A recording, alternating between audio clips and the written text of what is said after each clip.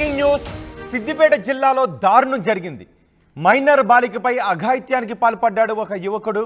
బాధితురాలి కుటుంబ సభ్యుల ఫిర్యాదుతో ఆ యువకుడిపై కేసు నమోదు చేశారు పోలీసులు. కొమరవెల్లి మండలం గవరన్నపేటలో ఈ ఘటన చోటు చేసుకుంది. ఈ ఘటనతో గ్రామంలో ఒక్కసారిగా ఉద్రిక్తత చోటు చేసుకుంది. యువకుడు ఇంటిపై పెట్రోల్ పోసి తగలబెట్టడానికి గ్రామస్తులంతా ప్రయత్నం చేశారు. యువకుడి వాహనాలపై కూడా దాడి చేశారు. ఆ దృశ్యాలు ఆర్టీవీ స్క్రీన్ పైన చూడొచ్చు. ఒక యువకుడు ఒక బాలికపై అఘాయిత్యానికి పాల్పడ్డాడు. దీంతో ఇది సిద్దిపేట జిల్లాలో జరిగింది ఈ ఘటన. సిద్దిపేట జిల్లాలో ఒక మైనర్ బాలికపై అఘాయిత్యానికి పాల్పడ్డాడు యువకుడు. బాధితురాలి కుటుంబ సభ్యుల ఫిర్యాదుతో యువకుడిపై కేసు నమోదు చేశారు పోలీసులు. అయితే గ్రామస్తులంతా ఆ యువకుడు ఇంటికి నిప్పు పెట్టారు. కొమరవెల్లి మండలం గవరన్నపేటలో ఈ ఘటన చోటు చేసుకుంది. ఘటనతో గ్రామంలో ఒక్కసారిగా ఉద్రిక్త పరిస్థితులు తలెత్తాయి. ఆ యువకుడికి సంబంధించిన ఇంటిపైన దాడికి పాల్పడ్డారు గ్రామస్తులంతా. కారు అద్దాలను కూడా అక్కడ పగలగొడుతున్న దృశ్యాలు మనం చూస్తున్నాం. యువకుడు ఇంటిపై పెట్రోల్ పోసి తగలబెట్టేందుకు ప్రయత్నం చేశారు. ఆ యువకుడికి చెందిన వాహనాలపై కూడా దాడి చేశారు. అద్దాలను ధ్వంసం చేశారు గ్రామస్తులు.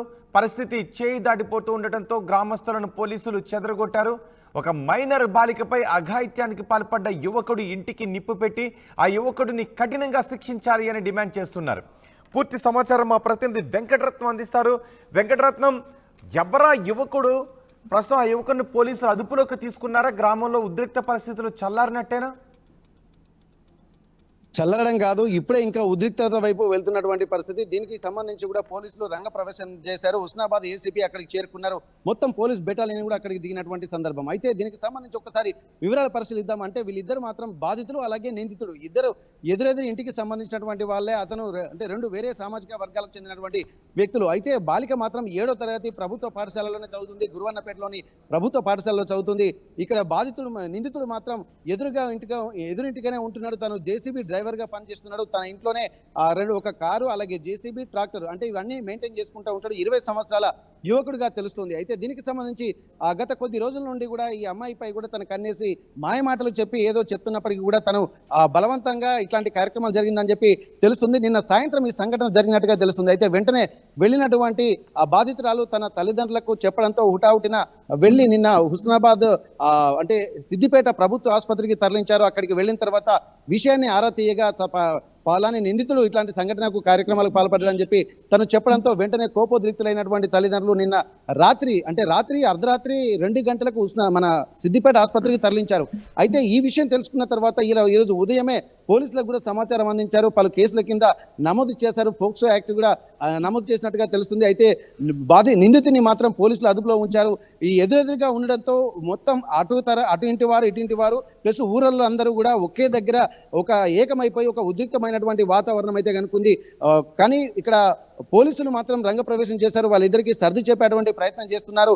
ఆ బాధితుల తల్లిదండ్రులు మాత్రం కొంత ఇబ్బందికర వాతావరణం ఉంది. ప్రస్తుతానికి వాళ్ళందరూ సిద్దిపేట ఆసుపత్రిలో ఉన్నారు. కానీ బాధితురాలి బంధువులు మాత్రం పెద్ద ఎత్తున అలాగే గ్రామస్తులు కూడా పెద్ద ఎత్తున అక్కడికి చేరుకొని నిందితుడు చేసిన దాని పట్ల తీవ్రంగా వ్యతిరేకత వ్యక్తమవుతుంది. తన ఇంటికి నిప్పు పెట్టారు. అక్కడ ఉన్నటువంటి అతని కారును అలాగే జేసీబీ అద్దాలను ట్రాక్టర్ను కూడా ధ్వంసం చేశారు. అతని బైక్ కూడా ధ్వంసం చేశారు. ఇది సద్దు మనగాలంటే పోలీసులు కూడా రంగప్రవేశం చేసి కొంత శ్రద్ధ చెప్పేటువంటి ప్రయత్నం చేస్తారు. మేము అన్ని సెక్షన్ల కింద కేసులు నమోదు చేస్తున్నాము, నిందితుడిని కఠినంగా శిక్షిస్తామని చెప్పినప్పటికీ కూడా వీళ్ళు వినేటువంటి పరిస్థితి లేదు. కోపోద్రిక్తులైనటువంటి వారు వాళ్ళ ఇంటి మీద దాడి చేసేటువంటి ప్రయత్నం కూడా చేస్తున్నటువంటి పరిస్థితి. ప్రస్తుతానికైతే ఏసీపీ ఆధ్వర్యంలో పోలీస్ బెటాలియన్ మొత్తం దగ్గరికి అక్కడికి చేరుకున్నది. ఇటు చేర్యాల పోలీసులు అలాగే హుస్నాబాద్ పోలీసులు కూడా అక్కడికి చేరుకున్నటువంటి పరిస్థితి. కొమరవెల్లి ఒక ప్రముఖ ప్రఖ్యాతమైనటువంటి దేవస్థానము. అయితే గురువన్నపేటలో ఈ సంఘటన జరిగింది. గురువన్నపేట మాత్రం ప్రస్తుతానికి ఉద్రిక్తంగా మారుతున్నటువంటి పరిస్థితి నెలకొంది. రోహిత్. రైట్ వెంకటరత్నం, సిద్దిపేట జిల్లాలో దారుణం జరిగింది. మైనర్ బాలికపై అఘాయిత్యానికి పాల్పడ్డాడు ఒక యువకుడు. ఆ యువకుడు డ్రైవర్గా పనిచేస్తున్నాడు. యువతి 7వ తరగతి చదువుతోంది. మైనర్ బాలికను మాయమాటలతో ఆ బాలికపై అఘాయిత్యానికి పాల్పడ్డాడు. బాధితురాలి కుటుంబ సభ్యులు ఫిర్యాదు చేయడంతో యువకుడిపై కేసు నమోదు చేశారు పోలీసులు. కొమరవెల్లి మండలం గవరన్నపేటలో ఈ ఘటన చోటు చేసుకుంది. ఒక్కసారిగా గ్రామంలో ఉద్రిక్త పరిస్థితులు చోటెత్తాయి. ఆ బాలికకు చెందిన కుటుంబ సభ్యులు మిగిలిన గ్రామస్తులంతా యువకుడి కుటుంబంపై దాడికి వచ్చారు. ఆ యువకుడి ఇంటిపై పెట్రోల్ పోసి నిప్పండించారు. యువకుడికి చెందిన కారు అద్దాలను కూడా ధ్వంసం చేశారు.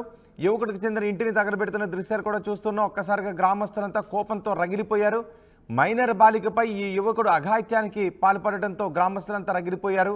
ఆ యువకుడిపై దాడికి పాల్పడ్డారు. పరిస్థితి అదుపు తప్పుతూ ఉండటంతో పోలీసులు అక్కడికి చేరుకొని యువకుడిని అదుపులోకి తీసుకొని ఇరు వర్గాలను గ్రామస్తులను శాంతంగా ఉండాలి, మేము కేసు నమోదు చేసి చట్ట ప్రకారం కఠినంగా శిక్షించే విధంగా చూస్తామని పోలీసులు హామీ ఇస్తున్నట్టుగా తెలుస్తుంది. కానీ గ్రామస్తులు మాత్రం చాలా కోపంతోనే ఉన్నారు. ఎటువంటి ఉద్రిక్త పరిస్థితులు తలెత్తకుండా, పరిస్థితులు చేజారిపోకుండా ఉండడానికి అదనపు పోలీసు బలగాలు కూడా ఆ ఊరు వెళ్తున్నట్టుగా తెలుస్తోంది.